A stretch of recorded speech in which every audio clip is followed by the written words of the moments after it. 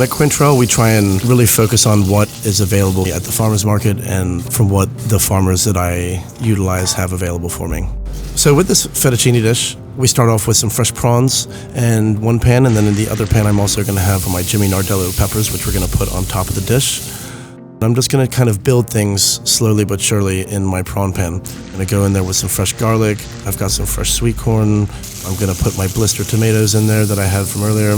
I am going to deglaze with some white wine, and then I have this lovely tomato water. We take large tomatoes with basil and just kind of puree them and let it hang, and this lovely, clear, super flavorful liquid comes out. So I'm going to use that to build the sauce and mount it with a little bit of butter and some fresh squeezed lemon juice, and that is going to be the sauce that kind of coats the pasta.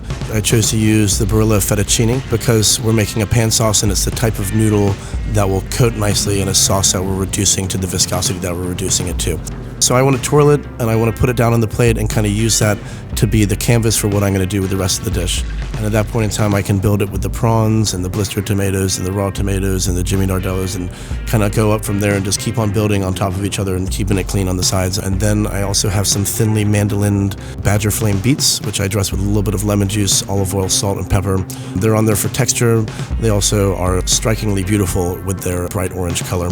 I'm going to also then hit it with some small baby herbs and flowers that kind of all make sense for the dish. I'm just going to finish with a little bit of simple green oil, which is a mixture of basil and green onion. It's a nice finish, it's clean, and it lends itself nicely to the dish.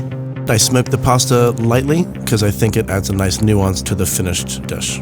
So at the end, I want it to still have a little bit of al dente texture to it. Being able to control your cook on your pasta like this is one of the reasons I particularly like to use Barilla pasta in this situation. This is fettuccine with prawns and tomatoes 3 ways.